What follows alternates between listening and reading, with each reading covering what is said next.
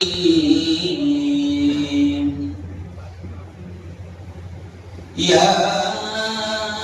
أيها الذين آمنوا اتقوا الله حق تقاته ولا تموتن إلا وأنتم مسلمون. وقال رسول الله صلى الله عليه وسلم إن أعظم النكاح بركة أيسره مؤونة أو كما قال عليه الصلاة والتسليم.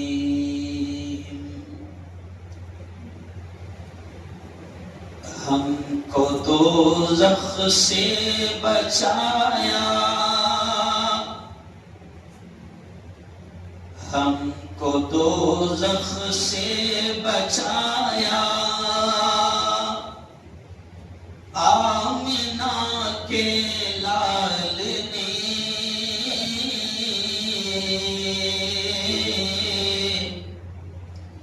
باغ جنت کا دکھایا، آمنہ کے لال نے دشمنوں کے حق میں بھی رب سے دعائیں خیر کی،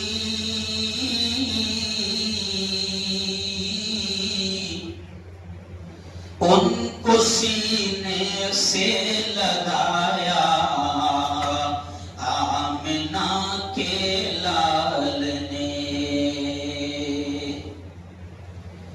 پتھروں نے بھی پڑھا کلمہ رسول پاک کا،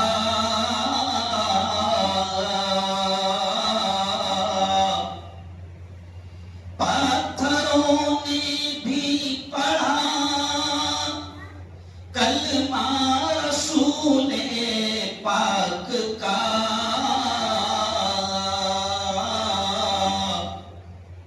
معجزہ یہ بھی دکھایا، آمنہ کے لال نے. صدق اللہ العظیم وصدق رسولہ النبی الکریم. بہت ہی قابل سب احترام بزرگوں، دوستو، آمنہ کے لال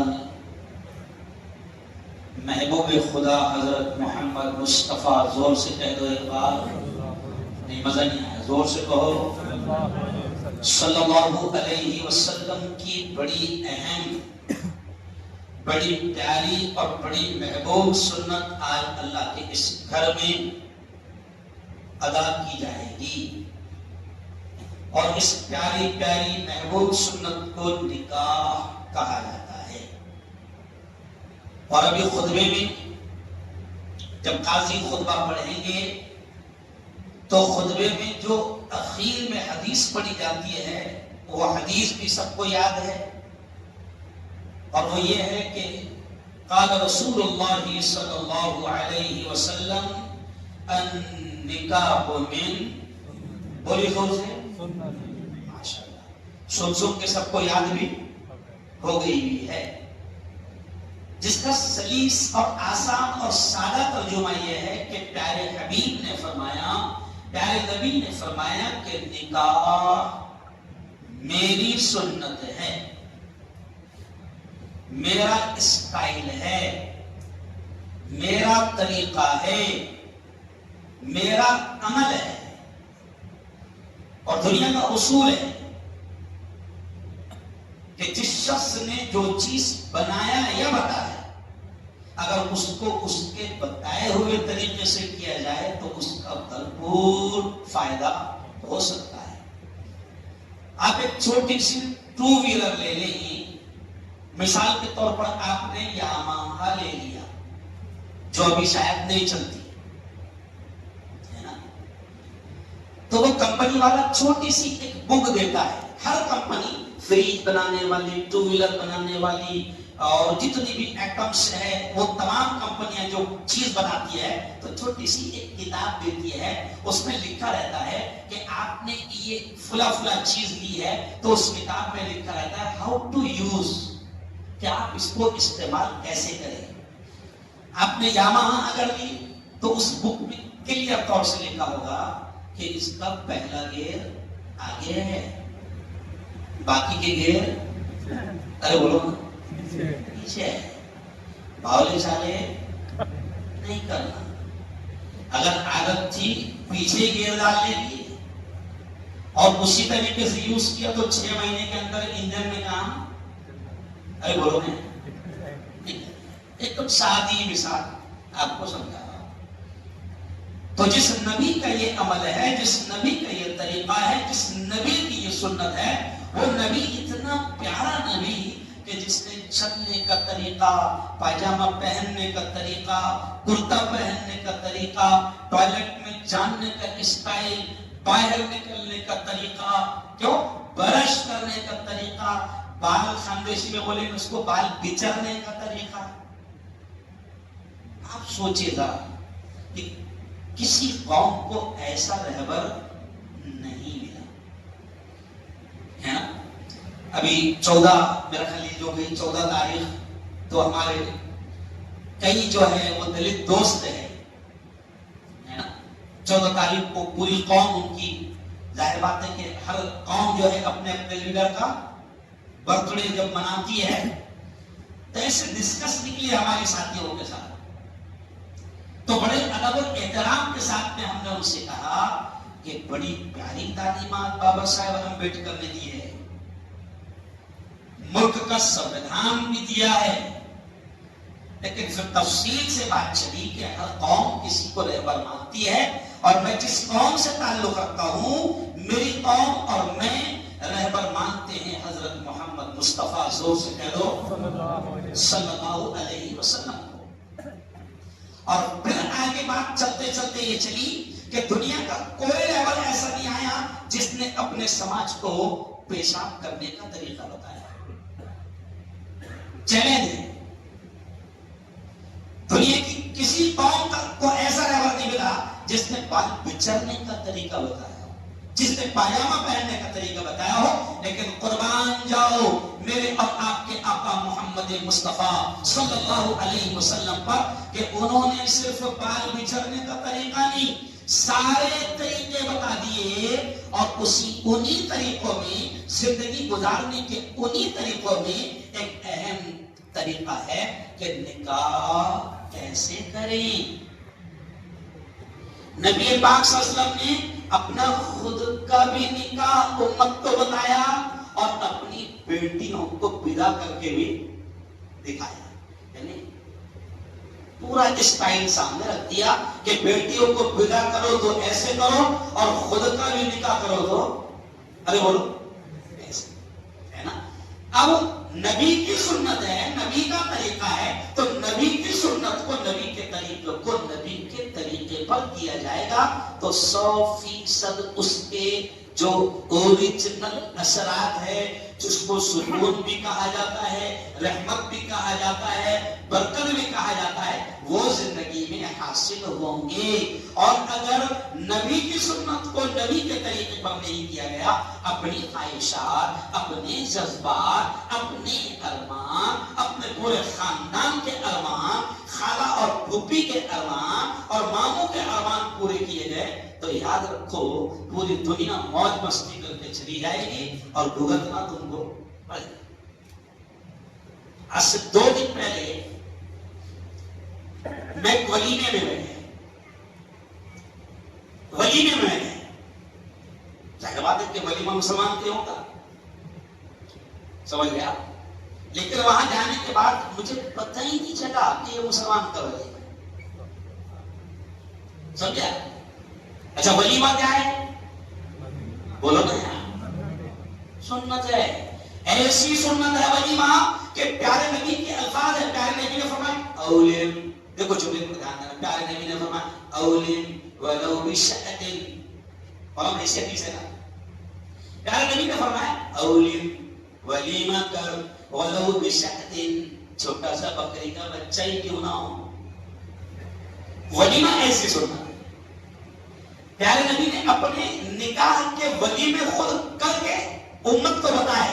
اب ہو کیا گیا کہ وہ ایک کہاوت ہے، کوا چلا ہنس کی چال اپنی چال بھول گیا۔ اب یہ سیریلوں میں دیکھ رہے ہیں، یہ ٹی وی میں دیکھ رہے ہیں، یہ فلم میں دیکھ رہے ہیں، تو پڑھے لکھے جاہل بھی ایسا ولیمہ کر رہے ہیں کہ بڑا لون، بڑا شاندار 5-6 لاکھ کا، ارے بولو لون، اور اس کو بولو کم وقت کو جو 10 لاکھ کا لون لے گا نا، اس کمینے کو بولو کہ 1 لاکھ مسجد میں دے تو اس کی ماں مرے گی، غصہ بھی آتا ہے۔ 10 لاکھ کا لون، پھر ولیمہ شروع ہونے سے پہلے حضرت دولہے میاں تشریف لا رہے ہیں، جلال الدین شاہ اکبر تشریف لا رہے ہیں، پھر حضرت تشریف لائے، اور پھر جو پٹاخے پھوٹے، پھر دلہا دلہن جو ہے وہ گاڑی پر سوار ہو کر آئے، اور پھر اس کے بعد میں استقبال ہوا، اور بے شرمی کی حد، پڑھے لکھے جاہلوں کی بے شرمی کی حد کہ ولیمے میں ایک الگ اسٹائل بنا لیا کہ اس کی دلہن موجود رہے گی، دولہا موجود رہے گا، اسٹیج پر رہیں گے، اور پورا گاؤں ان کے ساتھ میں بٹو کھجانے رہے ہیں۔ لگتا نا تھوڑا سا برا لگتا نا کبھی کبھی، لیکن جو ہے وہ ہے۔ نہیں بولے تو اللہ میاں مارے گا، بولے تو تم ماریں گے، فرق نہیں پڑنا ہے نا۔ تم گالیاں ہو گئی، ہوتی دیر سے آنا پڑتا، زیادہ ہی بول رہا چلتا کوئی فرق نہیں پڑتا، لیکن بول کر اللہ کو راضی کرنا پڑتا۔ تم کچھ بھی نہیں اکھاڑنے والے، یاد رکھو میرے شیخ حضرت شیخ ذوالفقار نقشبندی جو اب دنیا سے چلے گئے، پوری دنیا کے بڑے امام اور بڑے پیر مانے جاتے تھے، ابھی کچھ مہینے ہوئے دنیا سے جانے کو، انہی کے جملے پر بات ختم کرو۔ حضرت شیخ ذوالفقار نقشبندی کہتے تھے کہ نکاح نبی کی سنت ہے، اور قرآن کہہ رہا ہے نکاح کے بارے میں، اور نبی کہہ رہے، جملے پر دھیان دینا، قرآن کہہ رہا ہے نکاح کے بارے میں، اور نبی کہہ رہے ہیں نکاح کے بارے میں کہ نکاح، جملے پر دھیان دو، قرآن کہہ رہا ہے نکاح مرد اور عورت دونوں کے لیے سکون کا ذریعہ ہے، قرآن کہہ رہا ہے، نبی بھی یہی کہہ رہے ہے نا۔ اب کبھی کبھی کیا ہوگا، نکاح پڑھانے کے 2-3 مہینے کے بعد میں دولہا ملتا، اور وہ کیا بولتا، بابا بیان تو وہ شاندار کرے دے ہو، نکاح سکون کا ذریعہ، سارا سکون ختم ہو گیا۔ تو میں بولتا بیٹا تو جھوٹا، تیرا باپ جھوٹا، تیرا پورا خاندان جھوٹا، میرے نبی کی بات جھوٹی نہیں ہو سکتی۔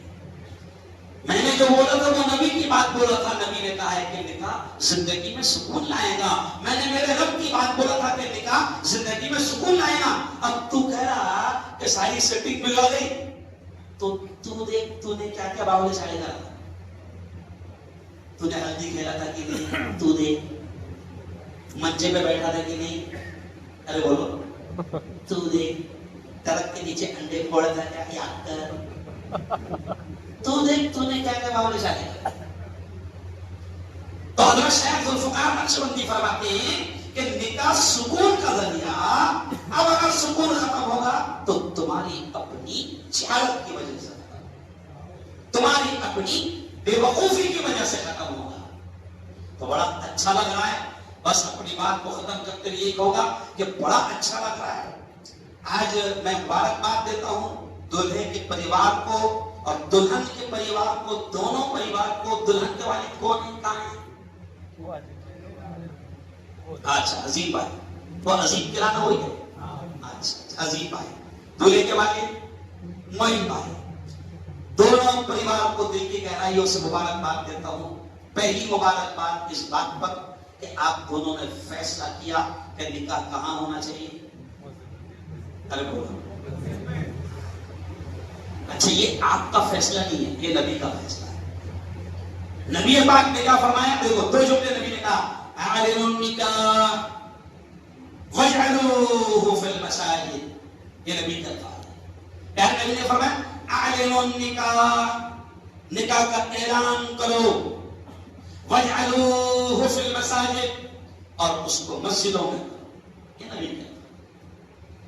اب مسجد میں کرنے کا ہلکا سا فائدہ میں آپ کو بتا دیتا ہوں. مسجد میں کرنے کا فائدہ یہ ہوتا ہے کہ ابھی جب قاضی دعا کرے گا، اے اللہ اس جوڑے میں ایسی محبت ڈال جیسے آدم و حوا میں تھی، اے اللہ اس جوڑے میں ایسی محبت ڈال جیسے محمد مصطفیٰ اور ان کی بیویوں میں تھی. تو جب قاضی یہ دعا کرے گا تو ہم سب کیا کہیں گے؟ بولو بولو. تو اب ان بھی آمین کہیں گے. اور مسجد کا فائدہ یہ رہتا کہ مسجد اللہ کا گھر ہے اور اللہ کے گھر میں رحمت کے فرشتے بھی موجود ہوتے ہیں. تو جب اپن آمین کہیں گے تو اپنے ساتھ سمجھ گئے. تو مسجد میں نکاح ہوگا تو یہ فائدہ، منڈپ میں ہوگا تو بہو آئے گا، دادا آئے گا، ہے نا، منتری جی آئیں گے. رحمت کے فرشتہ منڈپ میں دیکھ سکتے. اچھا کچھ لوگ بولتے نہیں نا بابا اپنا جیسا ہے، اپنی جو ہے نا ایک دم سب منتری لوگوں پہ بنے رہے. تو اس کے واسطے اپن کیا کرتے، اپن مسجد میں نہیں کرا سکتے. تو لانا رے بہو کو، میں کام منع کر رہا. رمیش کو لا بھی عیدگاہ کے بیان میں جمعہ کو بولا، میں نے عیدگاہ میں یہ جمعہ کو بولا نا کل کے پرسوں کے دن کہ مسجد تمہارے باپ کا گھر نہیں ہے. رمیش پرکاش کیلاش گنیش سب آئیں گے کیونکہ وہ بھی اللہ کے بندے ہیں اور ان کو بھی اتنا ہی ادھیکار مسجد میں آنے کا ہے جتنا عبداللہ اور عبدالرحمان. مسجد میں آنے سے منع کون کر رہا؟ ابھی تو آج کل ہم لوگ پروگرام لے رہے مسجد پریچے کہ ہندو بھائیوں کو لاؤ، ان کو مسجد دکھاؤ، ان کو بتاؤ کہ یہ ممبر ہے، یا مولانا کھڑے رہ کے ایسا ایسا بولتے، یہ مصلی ہے، وہ طہارت خانہ ہے، وہ وضو خانہ ہے. ابھی فاطمہ نگر میں ہم نے لیے تھے ایک پروگرام، وہ پولیس انسپکٹر وغیرہ سب آئے تھے اور یہاں کے جتنے وہ ہندو لیڈرز آئے تھے. تو انہوں نے کہا صاحب یہ پروگرام تو ہونے چاہیے تاکہ ہمارے دماغوں میں جو غلط فہمی ہے کہ مسجدوں میں ایسا ایسا ہوتا، لاؤ ان کو تاکہ غلط فہمیاں ارے بولو دور ہو. تو چلو مبارکباد دیتا ہوں کہ آپ نے مسجد میں نکاح پڑھایا. اور آپ جتنے بیٹھے ہیں جن کی بچیاں ہوں گی، جن کے بچے ہوں گے اور اب وہ بڑے ہو کر نکاح کی عمر کو پہنچیں گے، تو یہ کام کرنے کی کوشش کرنا کہ نکاح کہاں ہو. بولو زور سے، کہاں ہو نکاح؟ اس کا فائدہ بتا دیا میں نے، ہے نا. چلیے اب ایک اعلان ہے کہ یہ جو مسجد ہے مسجد عثمانی ہے نا. تو دیکھیں آپ کتنا شاندار کام اللہ کے ان بندوں نے کیا ہے. اور جہاں بھی نکاح ہوتا ہے مسجد میں یا جہاں بھی نکاح ہوتا ہے تو اس مسجد کے لیے ایک اعلان ہوتا ہے کہ آپ آئے ہیں، دولہے والے بھی آئے ہیں، دولہے کے رشتہ دار بھی آئے ہیں، دلہن کے رشتہ دار بھی آئے ہیں. غور سے سنو پہلے جب دلہن کے رشتہ دار بھی آئے ہیں. ہر آدمی وقت لگا کر آتا ہے، پیسے خرچہ کر کے آتا ہے. تو ہر آدمی دلہا اور دلہن سے اگر آپ کو پریوار سے محبت ہے تو یہ سوچ کر ڈالو 50-100 روپے کہ اے اللہ میرے اس دینے کا فائدہ مجھے بھی دے، اس کا ثواب مجھے بھی دے اور ان کی زندگیوں میں بھی اس کی برکتیں ڈال دے. ابھی تھیلی لے کر آپ کے پاس میں آ رہی ہیں. ہر آدمی